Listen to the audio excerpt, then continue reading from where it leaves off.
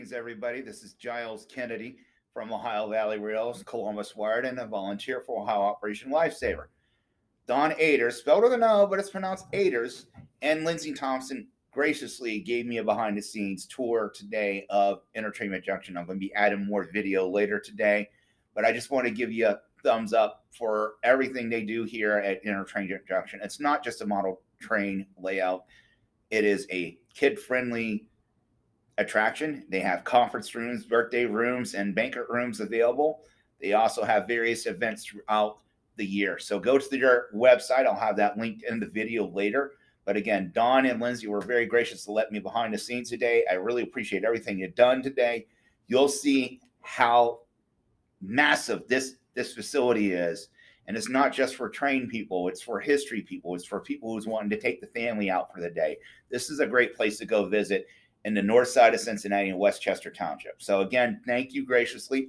And since I am an Ohio Operation Lifesaver volunteer, I'm also going to put a link in for those who want to volunteer, not only at EnterTRAINment Junction, but we are in desperate need of folks who are passionate about rail safety and want to get that word out.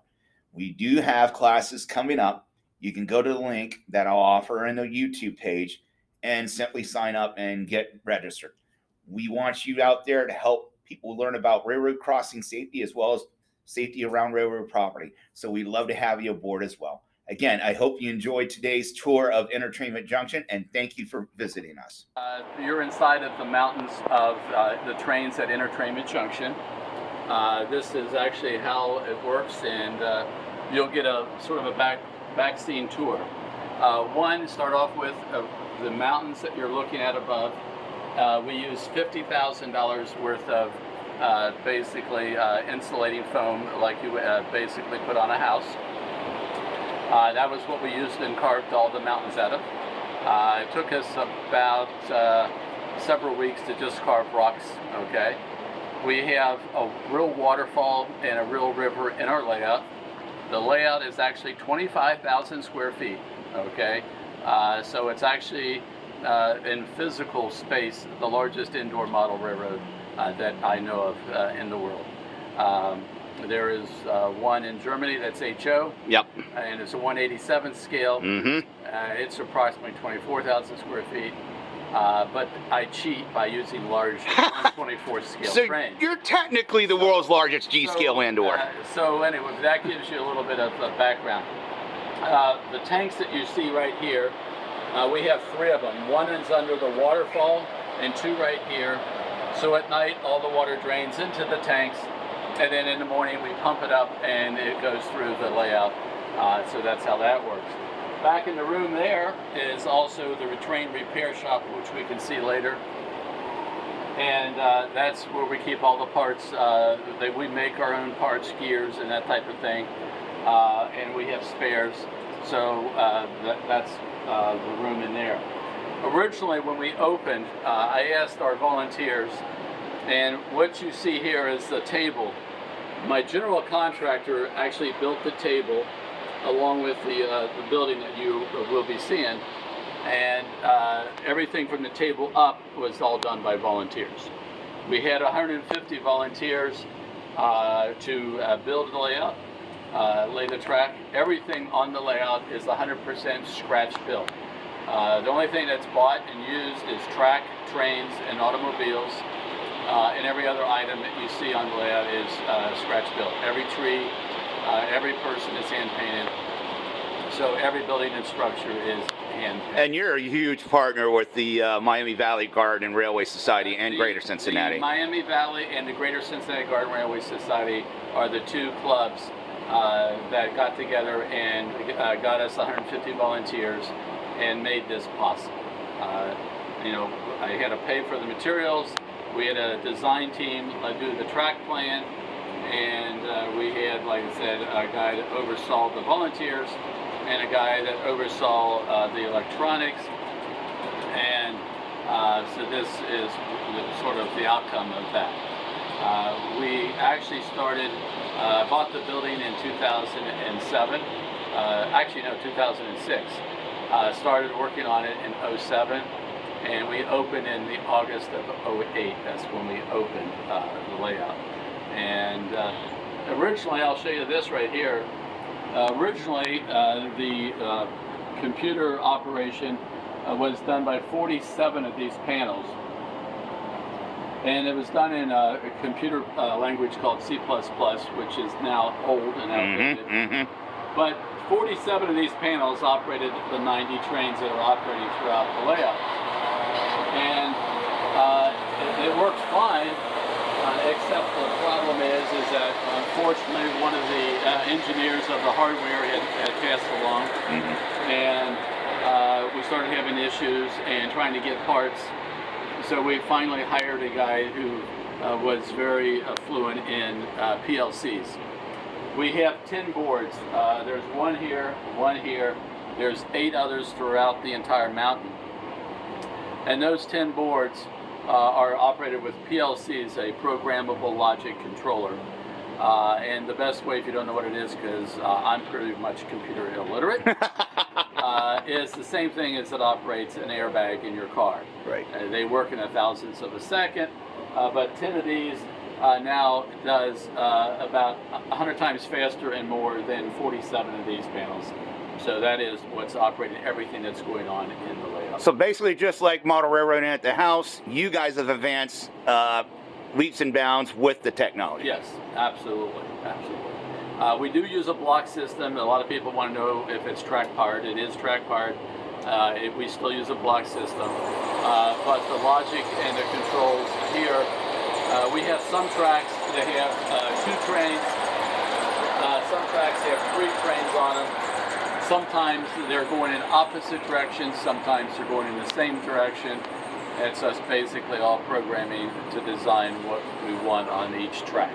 Okay, so that gives you some idea of what's going on behind the scenes. Cool.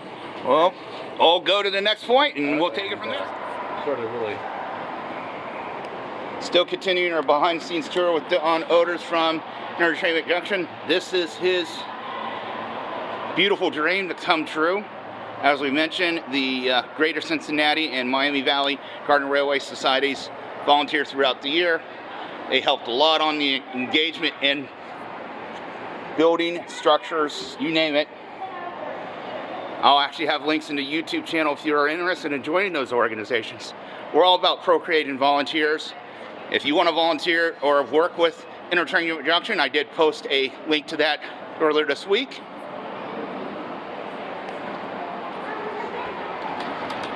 As Don explained to me earlier, this is not just one city. This is hodgepodge of Americana. Several buildings through here. Does have some Cincinnati nods, but there's Dayton, there's Detroit. We'll go back down to the Detroit Theater when we're back on ground level and check that out. Yeah, the Fox Theater straight ahead is Detroit.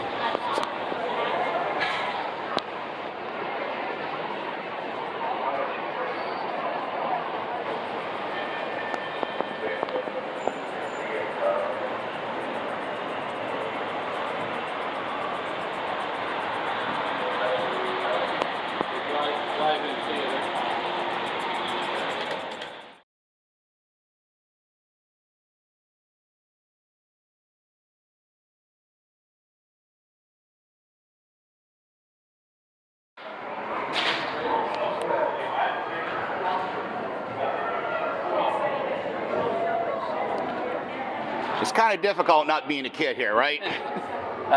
This is for all ages. It doesn't matter if you're 1 or 100. Yep. I mean, like I said, my daughter, when she came down here, pretty much spent hours down here. yeah. And me and my wife would take turns. I would geek out on the layout and swap out when she, because my wife's surprisingly a history buff. Yeah. Even a lot of women will just love seeing the diorama and the whole structure. Probably, I've said this to a lot of people, the only train place in the world that you can come and enjoy yourself, even if you don't even like trains. So we have, like I said, something for everybody. One of the world's largest marble museums, Thomas Museums, a railroad museum, a 25,000-foot layout. We have a fun house that has 6 different attractions. The only place that I know of that has a floor that farts when you walk on it. It's a little bit of something for everybody. it's an exact replica of how it looked in 1965. The only thing that would be inaccurate is the lake that we show should be 6 times bigger. The mall where the sky ride is should be twice as wide. And the trolleys, the streetcars ended in 1924, so they would not have been around in 65. And the street, really, Kellogg Avenue, should be out where the guests are standing, not as close as it is. We also had to remove Sunlight Pool, which is the water park, and we didn't have room for it. So I'm going to push a button and turn this on, and I'll be right back. Thank you, Don.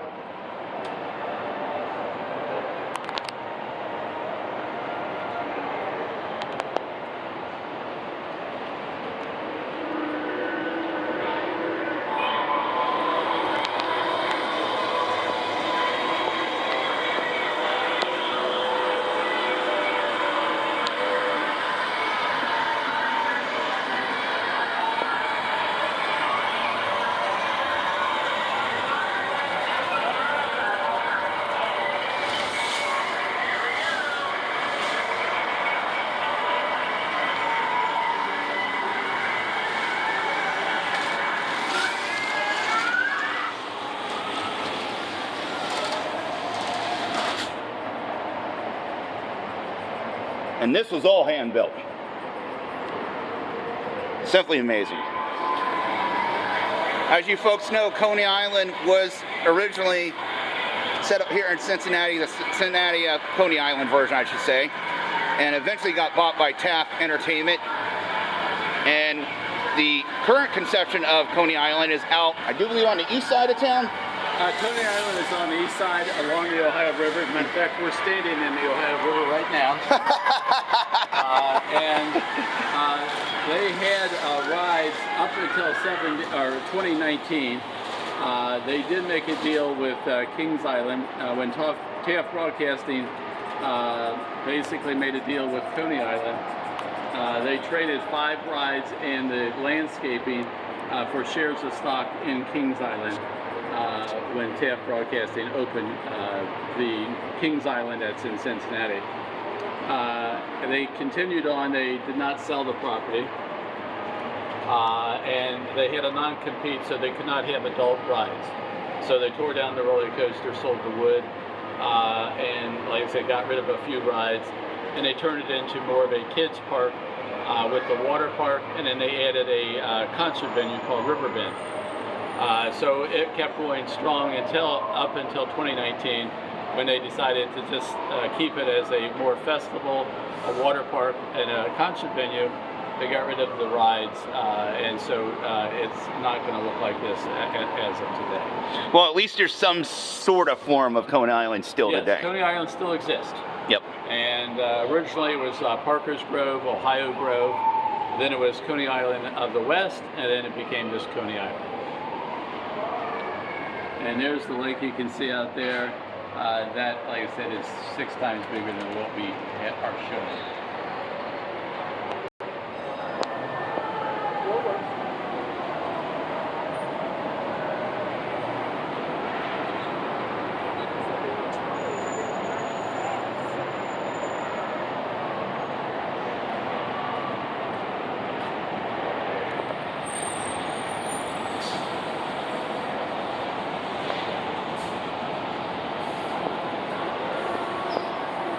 Curious about the bunnies, April and May is our spring.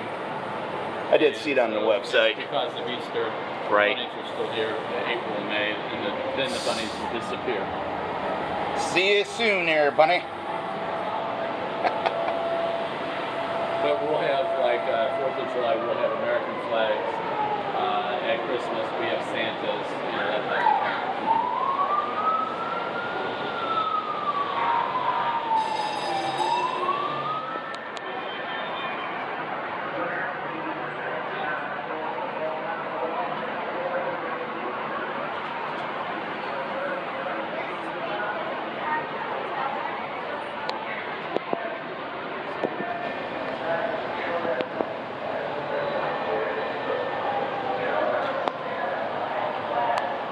I'm really glad you got switchers on this layout. That shows real railroading. This is also a factory that makes glassware, which always reminds me of the I Love Lucy episodes back in the 60s where she was feeding her face with chocolate to get it off the conveyor belt.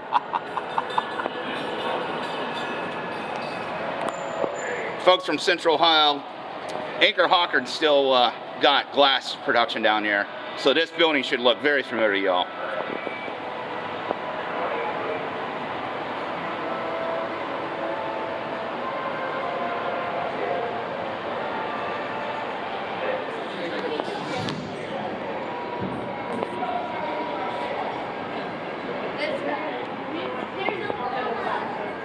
And the signal going up and down. Oh, I saw that. That's amazing. There you go. What are you looking for next? We are looking for the correct office, and I think it's Come here, Connor. Look what happened to Thomas. Are the fishing people? What happened to Thomas? When the rocks were falling. Now, just again, the detail is just mind-blowing, Don. The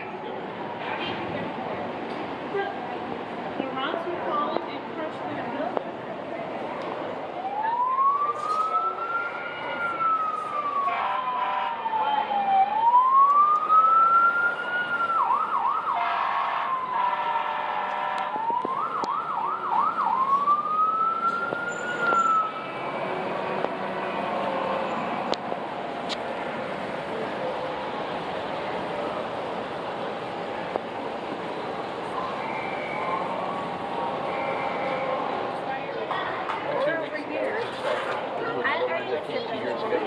They came and they did like 15 of those in the Connor, look over here at the big boats.